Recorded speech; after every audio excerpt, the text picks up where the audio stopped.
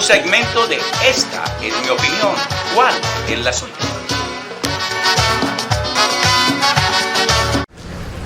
Pues el país tiene unas singularidades muy propias de los países del trópico. Quiero decir lo siguiente, si usted hace un sondeo en un barrio popular, Medellín, Bogotá, Cali, Pereira, a unos niños de un barrio popular, y se encuentra a dos niños jugando bolas y les pregunta a uno de ellos, bueno, ¿y usted qué quiere ser cuando esté grande? Es muy posible que uno de ellos le diga, yo quiero ser presidente de la República, y el otro, yo quiero ser como Pablo Escobar, de un barrio popular. Eso es Colombia, eso es Colombia. Como aquí no hay escaleras de ascenso social, sino el delito y la política, que es otra forma delincuencial en Colombia, entonces la gente entiende que esa es la escalera de ascenso social, cuando debería ser la educación, pero no. Entonces, la proliferación de candidaturas es apenas normal, es una sarampión que siempre surge aquí después de 2 años de que pase el gobierno respectivo. Pero son muchos los llamados, pero pocos los escogidos. Pero doctor Tobón, aquí el problema que uno radica es lo siguiente, todos quieren ser aspirantes, terminan entregados con cualquier candidato detrás de si ganan, a ver qué les toca, y se olvidan de tanta promesa que le hacen al país que al final ni siquiera saben qué es lo que prometen. Correcto. Hacen eso para buscar una negociación en un cargo público con la persona que piensan que va a ganar, ¿cierto? Entonces es una forma de regatear, de negociar un cargo público. Es eso básicamente donde ponemos. Él mismo lo ha dicho. ¿Qué podemos decir de todos esos candidatos que hay hoy en la palestra? Fajardo, Fico Gutiérrez, el mismo Pinzón en la derecha, los alternativos, todo lo que está sucediendo. No, aquí yo lo he dicho y se lo dije a usted en otras entrevistas y hace rato. Está, creo que recién posesionado el bailarín de calidades, como lo he llamado yo, el presentador de televisión. Yo fui el que lo bauticé así, porque eso es lo que es ese señor. Dije muy claramente que yo veía 2 candidatos con posibilidades, que son Sergio Fajardo, el candidato de la derecha, el Narciso Fajardo, y Gustavo Petro. Yo creo que esas son las 2 personas que van a disputarse aquí la presidencia en este país. Lo demás es montonera. A ver, María, pues es que vea, Fico, Gutiérrez, Federico Gutiérrez, apodado Batman Gutiérrez, aquí salía todas las noches en Medellín con 200 policías a los barrios populares a controlar la seguridad. ¿Y sabe cómo llegaba? Con las manos vacías por la noche, a las 2 o 3 de la mañana. Pero eso sí, se gastó 147.000 millones de pesos en propaganda. Es un codicioso. Y está haciendo pinitos en Semana con la vedette del periodismo de Semana, la preferida de la Aguilucho Gilinski, ¿no?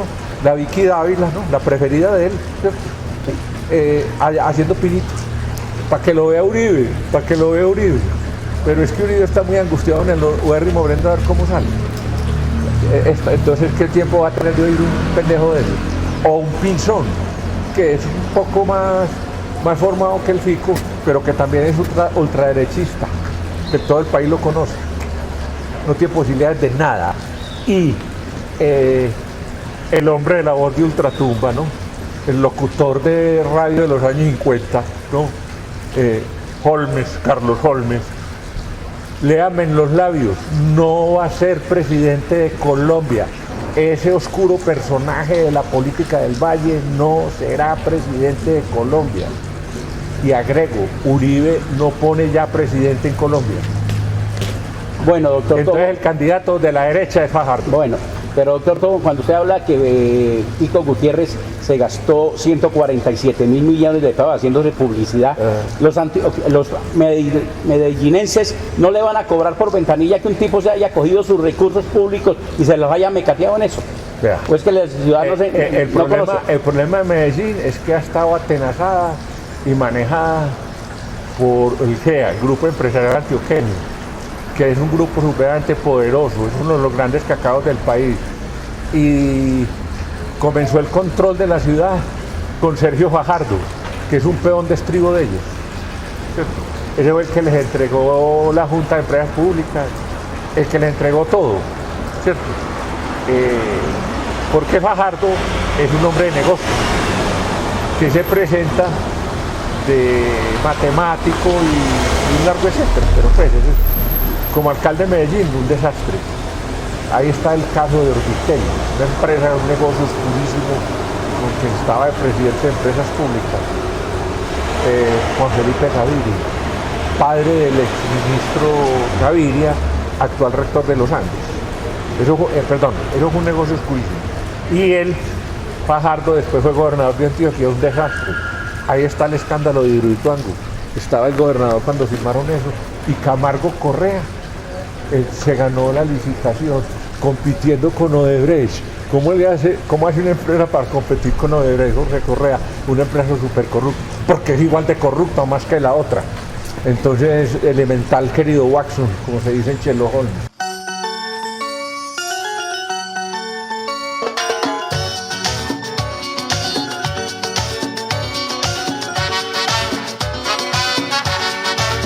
Bienvenidos a Opiniones, un segmento de Esta es mi opinión, ¿cuál es la suya? Hoy desde Santa Rosa de Cabal en sus 177 años de fundada. Hoy podemos hablar de muchas cosas en Colombia, podemos seguir hablando del problema de Electricaribe. Hoy, en la época del 12 de octubre, fecha del descubrimiento de América, Día de la Raza, como lo quieran llamar, pero los españoles siguen en Colombia haciendo y deshaciendo, entre ellos el tema de Electricaribe, de lo que nos está sucediendo y lo que podemos perder los colombianos por las demandas de los españoles respecto a esa empresa de Electricaribe que el gobierno nacional le acaba de entregar a EPM y a Aire, una empresa de Ríos Velilla que fue socio de la gente de los Nule cuando compraron Ener Pereira y tenían Ener Tolima. Eso es lo que los colombianos no hemos podido aprender a hacer y a entender de lo que está sucediendo y todo lo que nos cuesta la mala gobernanza de este país y sus dirigentes. Y nos vamos inicialmente con Juan Pablo Vélez desde Cali, hablando de una condición de la salud debido a esta pandemia. ¿Será que no estábamos advertidos? Yo creo que sí. Sabíamos que no podíamos seguir como íbamos y que ya se avecinaba un gran cambio. Y si en ese paradigma que regía el mundo antes de la cuarentena, la salud y el bienestar marcaban megatendencias en el mundo de los negocios y en el comportamiento humano, de lo que sí estoy seguro es de que en medio de toda la incertidumbre que tenemos acerca de qué será de nuestra vida después de la cuarentena, de qué será de nuestros negocios, de nuestras empresas, de nuestro empleo, lo que sí sé es que el bienestar y la salud no solo serán una megatendencia, serán el faro que oriente la vida, las acciones y las inversiones. Por eso te queremos invitar a que conozcas este proyecto. Si quieres ser parte de un proyecto que genere real bienestar y real prosperidad, contáctanos.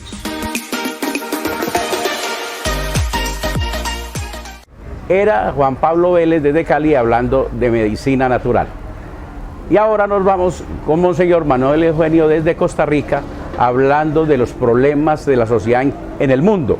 Y en especial él habla de Costa Rica, pero es lo que está pasando en todos los países latinoamericanos, y podemos decirlo en el mundo, de la gente que no asume la responsabilidad de lo que hace y a toda hora busca el problema en los demás y no en cada uno de nosotros. Por lo tanto, escuchemos a Monseñor Manuel Eugenio y lo que nos está planteando.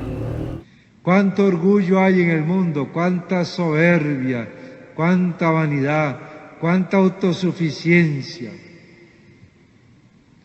Cómo nos cuesta ser humildes como María, sencillos, decir perdón, me equivoqué, decir rectifico, decir tener razón. ¿Cómo nos cuesta? ¿Cómo nos cuesta el diálogo entre la pareja, la familia, en el trabajo, en la iglesia, en el grupo apostólico, en la parroquia, en la diócesis, en el país? Entre gobernantes y ciudadanos, ciudadanos y gobernantes, ¿cómo nos cuesta el diálogo? Porque estamos llenos de soberbia, de orgullo, de vanidad. Yo mando, yo gobierno, yo dirijo, yo tengo el poder, yo tengo la razón, yo tengo la verdad. ¿Quién es un gobernante? alguien que está obligado por la Constitución política a dialogar con el pueblo. ¿Quién es un gobernante, un funcionario público? Alguien que está pagado, es un empleado para que sirva al pueblo, que es el soberano. Esa es la democracia, lo contrario es una dictadura. ¿Cómo nos cuesta que los funcionarios públicos en general y de todos los partidos políticos habidos y por haber sean humildes, sean sencillos? Y a veces parece que los ciudadanos somos siervos y esclavos de los funcionarios públicos, que gozan de salarios, de pensiones, y muchos de ellos pensiones de 10 millones de colones al mes, 10 millones de colones al mes, una pensión de lujo. ¡Qué vergüenza! ¡Qué inmoralidad! ¿No les da vergüenza cobrar al pueblo costarricense 10 millones de colones al mes cuando hay hambre, hay pobreza, hay miseria, hay necesidad? Familias sin vivienda, sin vestido, sin comida. Empezando por el Poder Judicial, los jueces de este país, llamados a ser honrados, honorables, justos, a ejercer justicia al pueblo, y ejercen justicia a su favor, no son capaces de renunciar a sus laudos, a sus beneficios, a sus privilegios. Hay empleados públicos que ganan 3 veces más que un empleado privado. ¡Qué vergüenza! Y a veces decimos que los que están en huelga haciendo un cierre son vandálicos y son chusma y son delincuentes. Pero no vemos a los otros chusmas, vandálicos y delincuentes de cuello blanco, corruptos políticos que le roban al pueblo su dinero, sus impuestos, funcionarios públicos vandálicos que se jalan tortas millonarias y jamás van a la cárcel, jamás son juzgados. Chorizos en el Estado costarricense de todos los partidos políticos, chorizos, corrupción, robo descarado al pueblo de Costa Rica, y esos no son vandálicos, y esos no son delincuentes, y esos sí que no atentan contra la democracia, y esos sí que no quiebran la ley. Un pobre se roba una gallina y es un ladrón. Un político corrupto se roba miles de dólares y es don Fulano o doña Fulana. Era Monseñor Manuel Eugenio desde Costa Rica. Ahora llega con nosotros James Santa Cruz para hablar de las estrategias de los políticos en Colombia para manipular la sociedad colombiana. La sociedad colombiana por todo lado dice que está despertando, pero no vemos el despertar de la sociedad. Hoy nos vamos de manifestaciones por unas cosas específicas, porque no se le cumple a cierta gente en Colombia de las responsabilidades que tiene el Estado con ellos, pero ellos no se dan cuenta que ellos tienen una responsabilidad con el Estado. Por ejemplo, ya estamos en la minga indígena. Ahora, ¿qué va a suceder en Colombia? Cuando no nos preocupamos por todo lo que estamos perdiendo por los malos gobernantes que hacen y deshacen en Colombia y todo el mundo guarda silencio. Por lo tanto, escuchemos a James Santa Cruz y esto es lo que nos plantea. Hola Jorge, muy buen día. Hoy quiero compartir con ustedes en este programa de opinión, esta es mi opinión, ¿cuál es la suya? 10 estrategias que utilizan todos los politiqueros para cauterizar la conciencia de un pueblo hasta dejarlo sin una conciencia política. Y para ello vamos a comenzar con la primera estrategia. La primera estrategia tiene que ver con la distracción.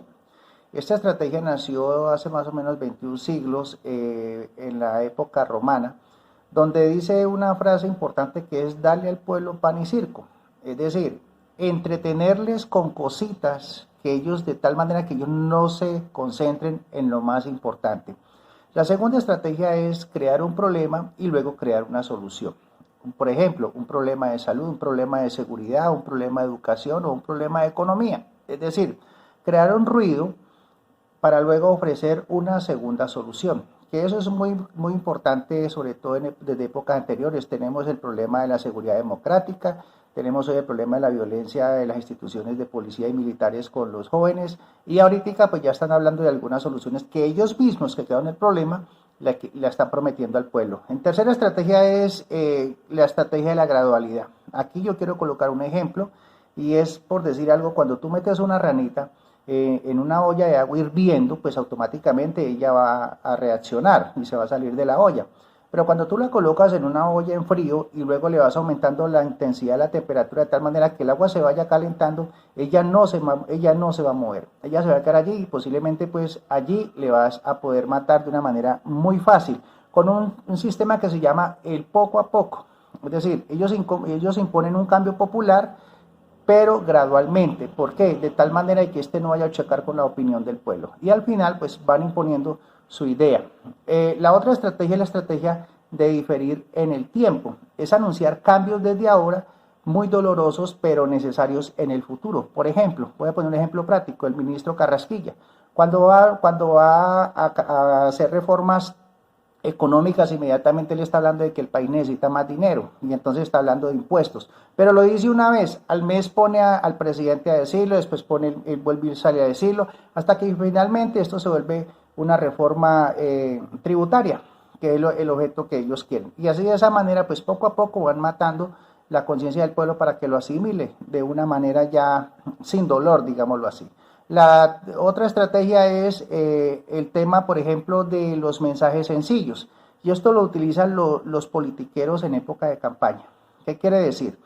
Ellos no salen a decir lenguaje que el pueblo no entienda. ¿Por qué? Porque saben que a la gente le gusta lo que le digan, lo que la gente quiere que le digan, lo que la gente quiere oír, y no lo que la gente necesita oír. Si a la gente le gusta que le digan mentiras disfrazadas, ellos salen a decir mentiras disfrazadas, ¿cierto? Pero cuando son verdades contundentes, entonces ellos no las dicen. Y esa es otra manera de ellos usar mensajes sencillos. Por ejemplo, tratan al pueblo como si fuera un niño de 12 años. Entonces, cuando un político sale a campaña, le soba el hombro al ciudadano, le coge la mano, lo saluda, entra a su casa, se toma el tinto con él, y de esa manera pues van cauterizando el pueblo de la conciencia democrática del pueblo. La estrategia de más emoción, menos reflexión. Yo aquí recuerdo, por ejemplo, a Chávez. Chávez tenía una frase que decía, le dijo a los venezolanos: vótenme por amor, ¿cierto? Entonces, aquí en Colombia se utiliza mucho, por ejemplo, la economía naranja. Entonces todo el mundo se comió el cuento que era que la gente iba a tener mucha plata, iba a tener más empleo, iba a tener más dinero. Pero sí, claro, la economía naranja salió dulce para los banqueros y dulce para los corruptos, pero le salió muy agria al pueblo, que es lo que hoy estamos viviendo en este momentico. La estrategia de mantener a un pueblo en la mediocridad es simplemente la norma que dice que el que tiene el conocimiento tiene el poder.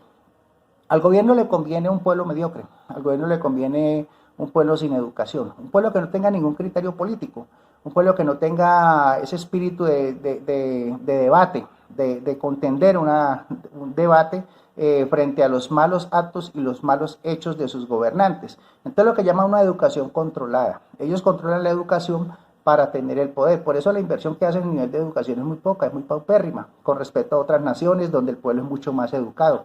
Un pueblo sin espíritu crítico, un pueblo manejable, un pueblo dócil. Y a la vez, pues es un pueblo que no conozca ni siquiera qué es democracia, que no sepa lo que es un verdadero contenido, un concepto de lo que es democracia, que ni siquiera tenga conciencia de qué es votar, ¿sí? Porque ya ellos votan por el pueblo, ellos ya le imponen el candidato al pueblo. Hasta esos extremos hemos llegado aquí en Colombia.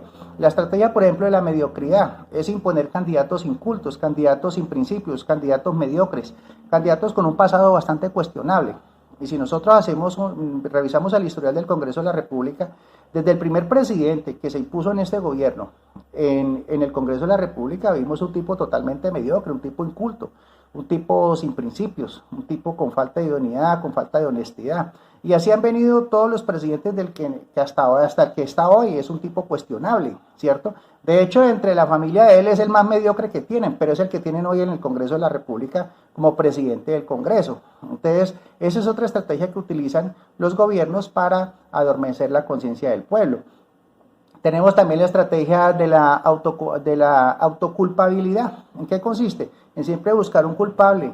Lo que hace el gobierno hoy, todo lo malo, para tapar todo lo deshonesto, toda la deshonra que tiene este gobierno actual, pues le están echando la culpa al presidente pasado. Pero es que el pueblo se le olvidó que el presidente de la República, el anterior, es decir, el señor Santos, se lo colocó este gobierno de hoy. El mismo uribismo fue el que lo colocó. Entonces, como a la gente se le olvida, a la gente le cauterizan la mente, entonces cuando habló de paz, no, pues ahora creemos la guerra otra vez para construir otra vez el discurso de la famosa falsa seguridad democrática. Es decir, entonces vivimos de culpa en culpa, inculpando al uno, inculpando al otro, pero a la vez hacen que el mismo pueblo se sienta culpable y viven el discurso de la culpa. Esa es otra estrategia. Y un 10º punto de la estrategia del sistema, que el sistema sí nos conoce. Es decir, ellos conocen a la gente.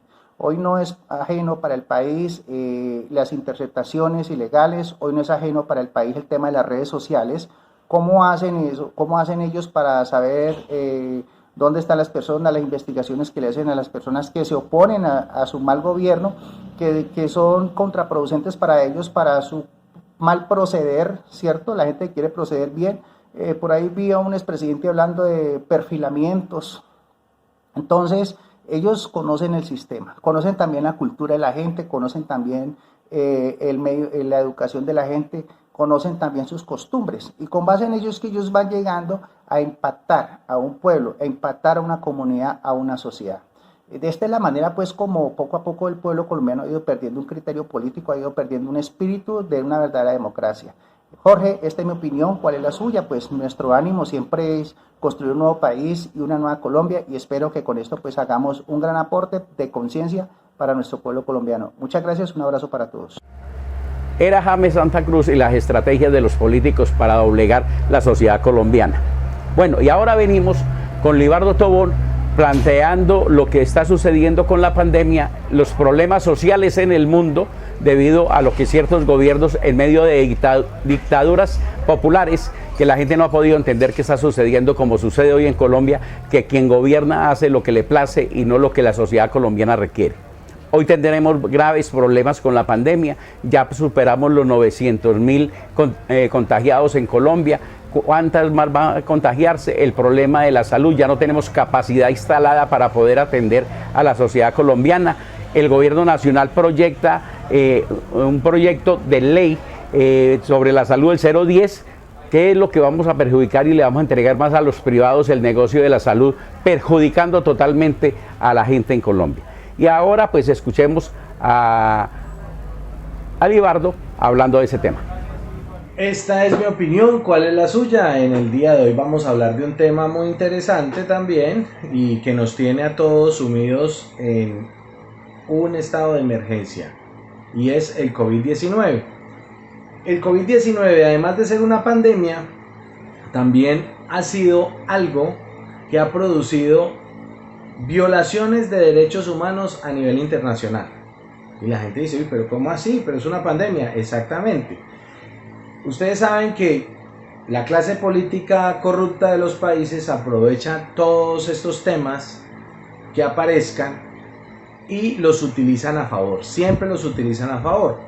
La organización no gubernamental Human Rights Watch, que lucha por fomentar los derechos humanos a nivel internacional y hace estudios sobre violaciones de derechos humanos y demás, a los 2 meses más o menos de comenzada la pandemia, ellos empezaron a hacer estudios sobre qué está sucediendo con la pandemia a nivel internacional, cómo están actuando los gobiernos, si están apoyando a la gente, qué medidas están tomando frente a la pandemia del COVID, y se dieron cuenta que en cualquier cantidad de países se están presentando violaciones de derechos humanos. Por ejemplo, el Parlamento húngaro, controlado por el partido de Viktor Orbán, ellos aprobaron una ley que castiga el alarmismo, o sea, que para que la gente no se alarmara por la pandemia, y entonces esa ley le dio poderes especiales y sin límite de tiempo de dirigir. O sea, aprovechó el tema de la pandemia para volverse una dictadura. Y pues ustedes verán qué pasará después de que el hombre tenga todos los poderes necesarios. Él puede hacer lo que quiera, él mismo impone las leyes, él mismo hace lo que le parezca. En Etiopía le suspendieron el internet a la gente y dijeron no, para que no se alarmen, para que no vean noticias, entonces le suspendemos el internet. En otros países como Uganda les dijeron que no, que saliera, entonces si se resistía a la ley que le dieran plomo, y así sucesivamente. Países europeos estaban hablando de controlar satelitalmente por medio de los smartphones a las personas, que si se movían de un lado a otro, para controlar y restringir esa movilidad. Y asimismo, por ejemplo, en nuestro país, pues tocaba hacerlo de alguna manera. El país entró en un estado de emergencia, pero ese estado de emergencia, aparte de que limitó muchos derechos, lógicamente, pues porque había que estar en cuarentena y demás, dejó el espacio para que esa clase política corrupta del país aprovechara todo el tema de la pandemia y teniendo esa emergencia, ese estado de emergencia, pues tomara partido con cualquier cantidad de situaciones especiales para poderlas controlar a su antojo. Por ejemplo, los recursos que se le repartieron a los departamentos, entonces podían tener autonomía, no necesitaban utilizar el sistema de contratación nacional y podían distribuir como quisieran. Entonces, si ustedes se dan cuenta en las noticias y en las investigaciones que han hecho, más de 300 investigaciones abiertas a nivel departamental por mal manejo de los recursos. Entonces ustedes vieron atunes de 20.000, libras de arroz de 12.000 y 14.000, libras de lentejas a 15.000 y demás. Entonces, la pandemia, aparte de ser una crisis sanitaria a nivel mundial, pues es una cuestión que afectó los derechos humanos de las personas. Cada día las cosas están peor, la solución no se da y la pandemia traerá consigo muchas afectaciones más y muchas consecuencias desastrosas a la humanidad. Hoy día son más de 30 millones de latinoamericanos sin empleo y la mayoría de los países o estados no han querido tomar determinaciones viables porque están aprovechando la crisis para hacer otras cosas con un carácter de interés personal. Y en Colombia, pues ya lo pueden ver que cada día estamos peor y que esta crisis ha beneficiado a la misma clase política corrupta. Esta es mi opinión, ¿cuál es la suya? Era Libardo Tobón hablando del problema de la pandemia en el mundo y lo que están haciendo los gobiernos. Queremos invitar a nuestros televidentes a seguir viendo Opiniones, un segmento de Esta es mi opinión, ¿cuál es la suya? Un programa donde buscamos que los colombianos tengan la oportunidad de opinar lo que están pensando. Estamos esperando que muchos colombianos de los que nos escriben, que nos dicen que quieren estar, manden sus videos, hablen de lo que les parece que es importante para la política en Colombia y nosotros estamos dispuestos a acompañar todo ese proceso. Somos facilitadores de espacios para la gente que quiere estar involucrada en los desarrollos del país. Eso es lo que queremos hacer con el doctor Gilberto Tobón Sanín, desde Operación Manos Limpias, la Red Nacional de Veedurías, el Comité Cívico Dos Quebradas y desde nuestro programa radial y visual que se llama Opiniones, que es un segmento de Esta es mi opinión, ¿cuál es la suya? Nuestro programa radial de todos los sábados de 7 a 8 de la mañana. El fin de año llega con muchas sorpresas y qué mejor que con el único programa de entretenimiento de la televisión regional. Tardes de Talentos, música, humor, farándula, moda, salud, escultismo, gastronomía, emprendimiento y mucho más. Vea Tardes de Talentos por su canal local, televisión comunitaria y redes sociales. JG Producciones, líder en entretenimiento.